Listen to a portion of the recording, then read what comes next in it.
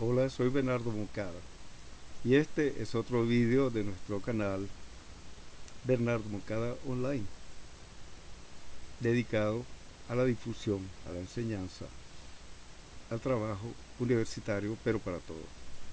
Hoy les quiero hablar de San Benito y la arquitectura. Un tema como arquitecto me es sumamente cercano, sumamente querido, por cosas que explicaré un poco después. La semana pasada se celebró la solemnidad de San Benito Abad, el fundador del movimiento monástico occidental, ¿verdad? Porque hay monjes también budistas, hay el monasticismo es una práctica que se ha extendido en muchas culturas, pero vamos a hablar del exitoso movimiento monástico occidental, del cual Benito fue su fundador. La idea de la vida eremítica occidental proviene de San Antonio, del desierto, pero quien la actualiza y la convierte en lo que es ahora es San Benito de Nurcia. Nosotros somos muy adeptos al o a la veneración de San Benito de Palermo, pero este es un San Benito, como veremos, totalmente distinto. ¿Por qué es tan interesante para mí? Porque como arquitecto San Benito jugó un papel enorme en mi vida, me llevó a hacer uno de mis proyectos más interesantes, a tomar un tema de investigación y de enseñanza verdaderamente fundamental. Y por último, San Benito, a través de esta historia, es responsable de un camino de conversión, del cual no puedo dejar de hablar, y que al final de este vídeo quedará claro. Benito de Nurcia, además de ser el iniciador de movimientos que dieron lugar a cambios en la música, a cambios en la filosofía, a cambios en la teología, a cambios en la producción, es llamado el patrono de Europa, ya veremos por qué. Tiene una influencia fundamental en el tema de la urbanística y la arquitectura, y eso pocas veces se resalta, como he dicho. Benito de Nurcia fue un organizador y un líder fundamental en momentos en que el mundo necesitaba exactamente eso, pero no un líder carismático, un líder pagado de sí mismo, sino un líder humilde y un líder dedicado al bien común. La historia de Benito de Nurcia comienza en el siglo VI, cuando Benito, joven, con mucho talento, mucha preparación intelectual, decide que va a estudiar las disciplinas clásicas, lenguas clásicas, filosofía, retórica, matemáticas, y para eso busca la cima, lo que era en ese momento la cima del mundo, Roma. Llega a Roma y la encuentra deteriorada y empobrecida de una manera asombrosa. En menos de un siglo, entre los problemas graves políticos que debilitaron al imperio, la quema de Roma, que se atribuye al emperador Nerón, y las invasiones de los bárbaros, ha caído esta capital del mundo en un estado de deterioro gigantesco. Y esto es lo que encuentra el joven Benito de Nurcia, por lo cual, hallando esta situación, Benito decide abandonar Roma, desiste de su idea de convertirse en un maestro intelectual y se va a un suburbio no muy lejano de Roma, donde un grupo de hombres vivía la vida eremítica, la vida del cenobio, la vida de un grupo de ascetas, un grupo de ermitaños que meditaban y contemplaban sobre el mundo en unas cuevas. Se retira a la naturaleza, atraído por la pureza de la vida eremítica. Pero no se conforma con huir, sino que al llegar al grupo de Monte Subiaco, cerca de Roma,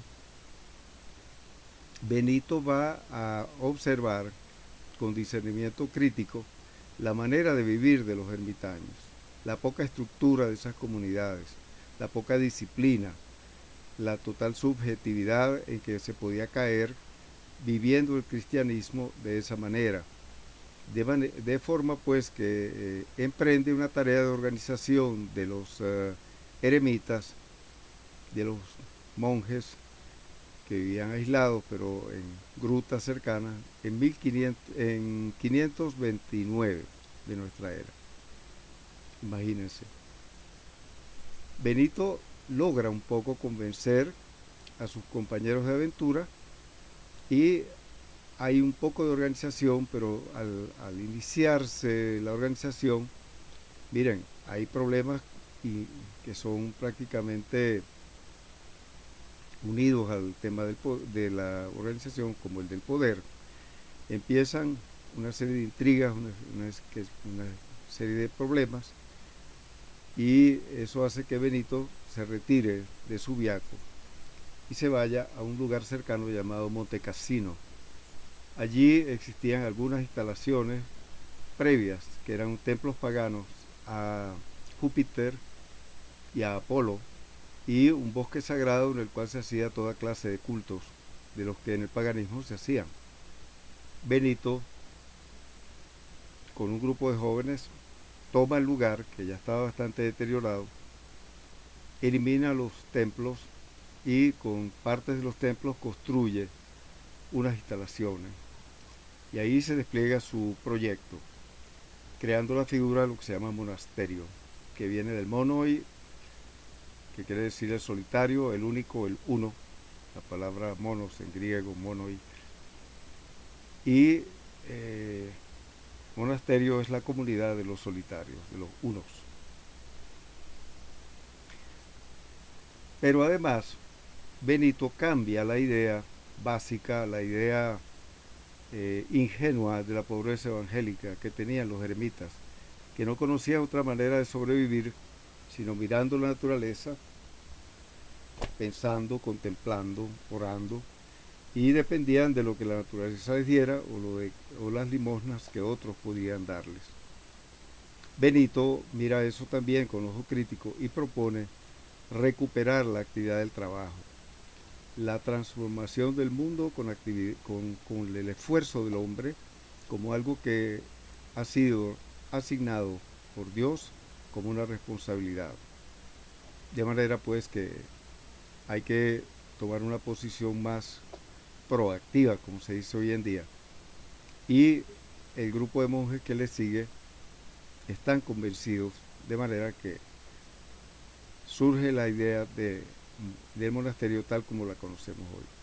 Pero esa idea va además asociada a una planta física, en modo de crear un ambiente, de crear un marco de relaciones, un marco físico de relaciones que apoyen la estructuración de la comunidad, y de esa manera la comunidad se identifique con un lugar, se identifique con una imagen del espacio y con unas relaciones personales, unas relaciones comunitarias que estén un poco signadas por la organización del espacio, con conocimientos que ha extraído de sus experiencias en el mundo romano. La sabiduría, el sentido de la belleza, que no se le puede negar a Benito, genera un conjunto de edificaciones de gran dignidad al principio, atrayente por su sencillez, por su dignidad, por su belleza, por su confort, lo cual ayuda a atraer vocaciones que se sienten protegidas del caos ambiental que regía en el imperio destruido, en el imperio acosado por las invasiones, por el desorden. Por ello, no solo es constructor de Europa. El monasterio de Montecassino, situado unos 130 kilómetros al sur de Roma, se convirtió en un modelo, en una ciudadela modelo, que además tenía la ventaja de que no dependía de lo demás, se podía autoabastecer con el trabajo y llegar hasta el extremo de proveer a las vecindades, proveer a los vecinos pobres, proveer y ayudar a organizar a los que lo rodeaban. ¿Cuál es la realidad que conoce Benito que le ayuda a organizar el monasterio? Bueno, un precedente muy singular que se parece mucho a nuestras haciendas coloniales, a nuestras haciendas del campo latinoamericano, que es lo que se llama la villa romana. La villa no era como hoy en día piensa uno, una casa lujosa, era un establecimiento lujoso, sí, pero en el cual se unían una cantidad de actividades de índole productiva que hacían que los ciudadanos poseedores de una villa se enriquecieran mucho más. Las villae en latín, o villae, un vocablo relacionado con vicus, que quiere decir poblado o grupo de casas. Y esa idea él la va a fundir con la idea de los cenobios, de las comunidades de eremitas, que van a vivir ahora en una especie de villae, en una especie de villa, en lugar de un conjunto de grutas. Y de esa manera logra albergar una forma totalmente nueva de vida colectiva, nunca vista. El monasterio, igual que la villa, tiene un carácter multifuncional. Incluye cantidad de actividades para el trabajo, además de la vivienda. Y además incluye la iglesia para la Eucaristía, el culto divino, la oración en común de los monjes que ahora la hacen en común, las celdas o dormitorios individuales de los monjes. Hay un comedor común donde una actividad tan importante como esta de alimentarse cobra un valor litúrgico, significado litúrgico. Comedor común o refectorio, la sala capitular donde los monjes se reúnen para discutir, para educarse, para escuchar ponencias, para escuchar lecciones, etc. Está el noviciado y el monasticado, que son componentes de índole totalmente educativa. Está el scriptorium o biblioteca, donde los monjes pasan horas del día trabajando los textos antiguos, los textos no solamente bíblicos, los textos no solamente que se consideran sagrados en la fe, sino que además trabajan los textos de la antigüedad clásica y realizan una actividad que resultó sumamente importante para el futuro, que fue transmitir en nuevas ediciones, por así decirlo, esos textos antiguos que se habían perdido. ¿Cómo? Copiándolos a mano, página tras página, ilustrándolos con dibujos alusivos que hoy en día tienen un valor patrimonial extraordinario y haciéndolo una y otra vez. De manera que, por ejemplo, el ejemplar más nuevo que se conoce del famoso texto de Vitruvio de la arquitectura fue descubierto en el 1200 en el monasterio de Jarrow, en Inglaterra, donde era el único ejemplar que quedaba. De manera que eso da una idea del valor de los monasterios en la conservación y posterior recuperación de la tradición clásica. Tenían además el infirmarium o enfermería, porque los monjes, pues uno de los votos que se hace es pobreza, castidad, obediencia y estabilidad, que es permanecer en el monasterio hasta más allá de la muerte. La cocina, por supuesto, con otra serie de dependencias donde se producían, por ejemplo, el vino y la cerveza, que para los monjes eran medicinales y tenían un valor alimenticio que nosotros hoy en día hemos perdido de vista. Y las dependencias para producción y administración, procesamiento de los productos del campo, producción de quesos, de ese tipo de cosas, y la administración del monasterio. El monasterio además estaba rodeado de lo que se llamaban los legos, o que eran los laicos asociados, que no habían profesado para las órdenes, y sin embargo estaban de por vida unidos al monasterio y trabajaban como una especie de vínculo entre el monasterio y la vida exterior. Benito asume el papel de guía y padre, y surge la figura de lo que se llama el abad, que viene de la expresión hebrea Abba, padre. Y al final de su vida, Benito deja una regla de 73 capítulos en los que trataba cosas muy básicas, no solamente las líneas directrices de la espiritualidad monástica, sino también la organización de la vida comunitaria en detalles hasta que parecen triviales, pero que son muy importantes para regir sin problemas la vida comunitaria en grupos a veces muy grandes de personalidades contrastantes. La regla y su exitosa adaptación a las circunstancias del momento hicieron que el Papa Gregorio, Gregorio Magno, admitiera este modelo de vida como la forma predilecta para exportar la fe. De manera que así el Papa difunde los monasterios, ayuda a difundirlos por toda Europa. Cuando al final del milenio Carlomagno llega al poder y restituye en cierto modo el Imperio Romano, llamándolo el Sacro Imperio Romano, vio un instrumento ideal para preparar, unificar, educar a la población para la expansión política de su imperio. De manera que, aunque Carlomagno, para que ustedes sepan, era poco menos que un analfabeta, él, a través de los monasterios, propone la propagación de los ideales clásicos, de los textos clásicos, no solamente textos clásicos de la antigüedad grecorromana, sino también, por ejemplo, la sabiduría arábiga que ya empezaba a aparecer por allí. De forma que los monasterios se convierten en una presencia vital en la formación y expansión de Europa. Es impresionante el éxito que tuvieron desde este momento. Las abadías de la regla benedictina se establecen en prácticamente todas las ciudades importantes. Surgen monasterios en Italia, Inglaterra, Francia, España y luego hacia el norte. Y antes del Concilio de Constanza, en 1414, Europa tenía ya 15.070 abadías. Algo imponente realmente. El éxito que tiene el ideal monástico expandiéndose en Europa. Monte Cassino ha sobrevivido hasta nuestros días. Se puede comentar que ha sobrevivido a 4 destrucciones. La primera, la de los visigodos, cuando invaden Roma y pasan por Monte Cassino y lo destruyen. Luego, otro grupo de bárbaros también ven en Monte Cassino, en esta montaña próspera, rodeada de sembrados, la ven como un botín y también la saquean. Luego,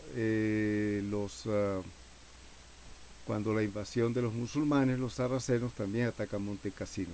Pero la destrucción más terrible no la hicieron ninguno de ellos, la hicieron cristianos, que en la Segunda Guerra Mundial, pensando que la abadía se había convertido en un refugio de los aliados de Hitler, del eje, lo que se llamaba el eje, los aliados de Estados Unidos, Inglaterra,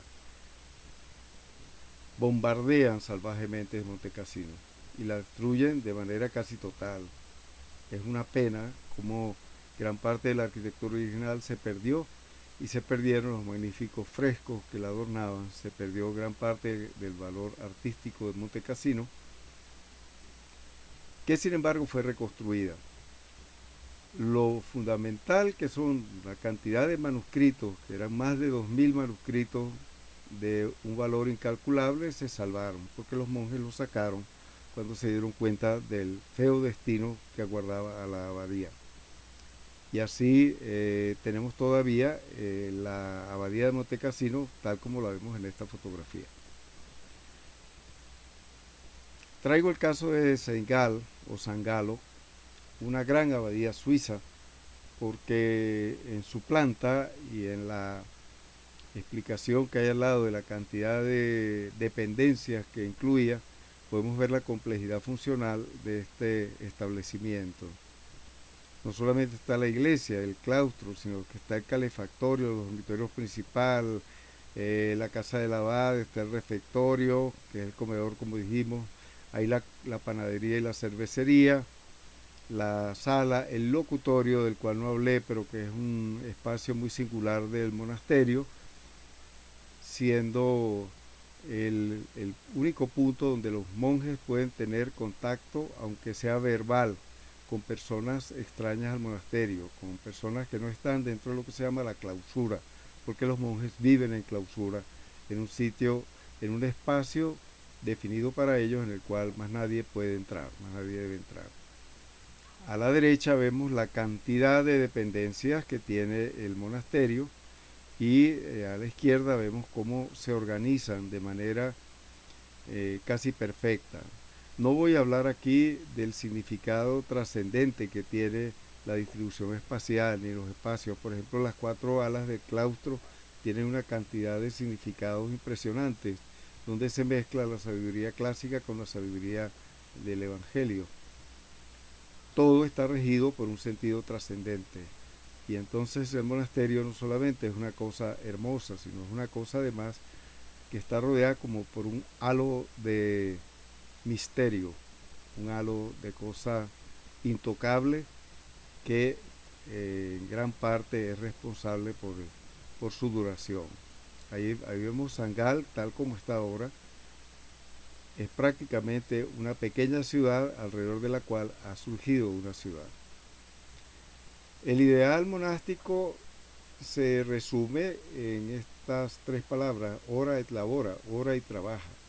Los monjes producen, como dijimos al principio, a diferencia de los eremitas antiguos, el monje está obligado a trabajar, a producir para su subsistencia, para la subsistencia de los hermanos y, si es necesario, para la subsistencia de los que les rodean. El monje ideal estaba dedicado al bien común, inspirado en los ideales evangélicos también. Y en parte, como parte de este trabajo, los monjes aprenden a construir, de manera que son los monjes constructores que vemos allí a la izquierda en la imagen superior, construyendo el techo de una iglesia. Abajo los vemos construyendo el monasterio y a la derecha construyendo los detalles, armando piezas de construcción, etc. De los monasterios surge la reurbanización de Italia. Y esa reurbanización de Italia sobre las ruinas de lo que fueron las ciudades del Imperio Romano va extendiéndose con el ideal monástico por lo que hoy en día se llama Europa. Donde ellos llegaban, donde los benedictinos, los hijos de Benito llegaban, establecían sus conjuntos atrayentes de una belleza insólita. Y allí comenzaba la prosperidad, se desarrollaba el nuevo fenómeno de las escuelas, además, comenzaba la educación. De los monasterios surgen después los que aprenden a construir organizadamente, los grandes constructores de catedrales y castillos, y alrededor de la prosperidad de los monasterios se va uniendo un grupo de construcciones pequeñas y van a empezar a surgir las ciudades que esta vez surgen con el nuevo ideal cristiano. Ahora vamos a ver ejemplos, porque en Venezuela el ideal benedictino existe, y existe en 3 notables conjuntos edificados: el monasterio, la abadía de San José de Güigüe, la abadía de Nuestra Señora de Coromoto en Humocaro Alto, Estado Lara, que es una abadía de monjas trapenses, y Nuestra Señora de los Andes en Estanques. Antes de empezar, hay que explicar bien porque la orden inicial es la orden benedictina, pero esta orden se ha ramificado y ha pasado por sucesivas reformas y depuraciones. Una muy importante es la que inician los cistercienses cuando se separan de la gran abadía de Cluny y buscan recuperar la sencillez, la simplicidad de la vida monástica. Roberto de Molesmes es el fundador de esta nueva rama del monasticismo benedictino, que se expresa en construcciones mucho menos decoradas, mucho menos ornamentadas, mucho más sencillas, que buscan una economía de la decoración a través de la cual tiene, sin embargo, que conservarse una gran expresividad y una gran solemnidad. Y luego está la reforma de San Bernardo, de Claraval, y aparecen después lo que se llaman los trapenses, que son los benedictinos de la estricta observancia, se llaman orden cisterciense de la estricta observancia. De esos vamos a hablar luego.